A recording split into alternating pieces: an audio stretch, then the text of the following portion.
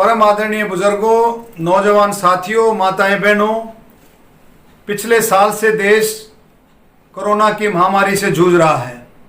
केंद्र सरकार ने आदरणीय नरेंद्र मोदी जी के नेतृत्व में जैसे ही महामारी आई, अप्रैल 2020 में टास्क फोर्स का निर्माण किया और 9 महीने के अंदर कितने थोड़े समय में वैक्सीन विकसित की और जनवरी में वैक्सीन लगाना भी शुरू कर दिया। और अब आप देखेंगे जून में वैक्सीन के निर्माण में रिकॉर्ड बढ़ोतरी की जा रही है। क्यों कि पहले जो 2 कंपनियां वैक्सीन बनाती थी, अब 12 कंपनियों को वैक्सीन बनाने का काम दे दिया है केंद्र सरकार ने माननीय नरेंद्र मोदी जी के नेतृत्व में। और उसके साथ साथ रशिया की स्पुतनिक वैक्सीन को भी मान्यता दे दी है।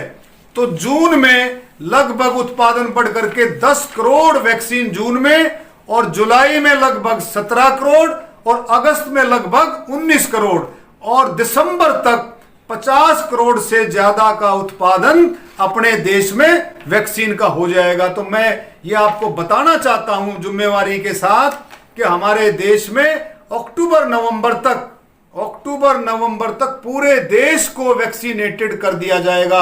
हर उम्र के साथी को, हर उम्र के बुजुर्ग को, हर उम्र के नौजवान साथी को इसको वैक्सीनेटेड कर दिया जाएगा। और बच्चों के लिए भी एक बहुत अच्छी खबर है कि बच्चों के लिए भी इसमें ट्रायल शुरू हो गए हैं और आने वाले 2-3 महीने में वो भी हमारे पास रिजल्ट्स आ जाएंगे और बच्चों का वैक्सीन बनने के बाद बच्चों को भी वैक्सीनेटेड कर दिया जाएगा। तो दिसंबर 2021 तक मैं जिम्मेवारी के साथ कहता हूं पूरे देश को वैक्सीनेटेड कर दिया जाएगा। और इसके साथ साथ आगे एक और बात आपको मैं बताना चाहता हूं कि जिस तरह से ऑक्सीजन का उत्पादन कितना था, ऑक्सीजन का उत्पादन आप देखेंगे पीछे 5700 मीट्रिक टन ऑक्सीजन का उत्पादन होता था देश में, और आज ऑक्सीजन का उत्पादन बढ़ करके लगभग 9446 मीट्रिक टन ऑक्सीजन का उत्पादन हो गया है। पीछे कमियां रही थोड़ी बहुत। क्या कमियां थी? ऑक्सीजन थी हमारे पास, लेकिन ऑक्सीजन के लिए मुख्य बाधाएं थी। ऑक्सीजन टैंकरों की बाधा थी, कंटेनर्स की बाधा थी, और उसके साथ जो टैंक स्टोरेज के लिए जो टैंक्स हैं उनकी बाधाएं थी। लेकिन वो इमरजेंसी खरीद करके केंद्र सरकार ने माननीय प्रधानमंत्री जी के नेतृत्व में खरीद करके आज वो सभी बाधाएं दूर कर ली हैं। और इसके साथ साथ कम से कम 2000 ऑक्सीजन जनरेटिंग प्लांट पूरे देश में प्राइम मिनिस्टर केयर फंड से लगाए जा रहे हैं। उसमें हमारे हरियाणा को भी पूरा हिस्सा मिला है, जिसमें रोहतक और झज्जर को भी पूरा हिस्सा मिला है। झज्जर में 3 ऑक्सीजन जनरेटिंग प्लांट, एक झज्जर में और भादरगढ़ में लगाया जा रहा है, जिसका बेस बनकर के तैयार हो गया। जल्दी ही वो ऑक्सीजन जनरेटिंग प्लांट चालू हो जाएंगे।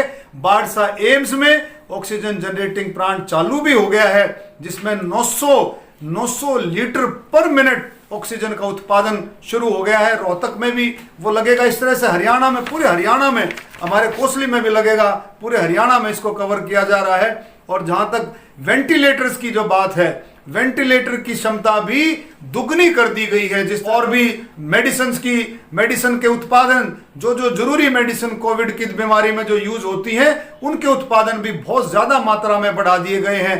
हर एक किसी चीज की कमी नहीं है, लेकिन फिर भी हमारे को कोरोना की महामारी एक विकराल रूप में है और आगे भी हमारे को इसमें चौकसी रखनी है। और आपकी चौकसी से, जनता की चौकसी से ही हम इस महामारी से लड़ने में सक्षम हैं। और आपने पूरा मुकाबला किया है, चाहे गांव हो, शहर हो, गली हो, मोहल्ले हो, पाने हो, पंचायतें हो, हर जगह आप लोगों ने पूरा मुकाबला किया। और इस मुकाबले को देखते हुए मैं फिर से आपसे प्रार्थना करता हूं, अपनी तरफ से मैं आपसे प्रार्थना करता हूं कि भाई जो गाइडलाइंस जो आपको पहले से दी गई हैं, भाई फेस मास्क लगाओ, अपना सोशल डिस्टेंसिंग का पालन करो, और उसके साथ साथ सैनिटाइजेशन और स्टरलाइजेशन, अपने आप को स्वच्छ रखो, अपने आप को हाथों को बार बार धोते रहो। इन चीजों का पालन करते हुए हमें आगे बढ़ना है। और दूसरा, किसी की भी तबीयत खराब हो, किसी के सर में दर्द है, किसी को बुखार है, खांसी है, जुकाम है, कहीं बॉडी एक है और किसी भी तरह का पेट में दर्द है, तो अपने डॉक्टर से, अपने आंगनवाड़ी से, अपने आशा वर्कर से, अपने डॉक्टर से जरूर उसको संपर्क करके जल्दी से जल्दी उसका टेस्ट कराएं।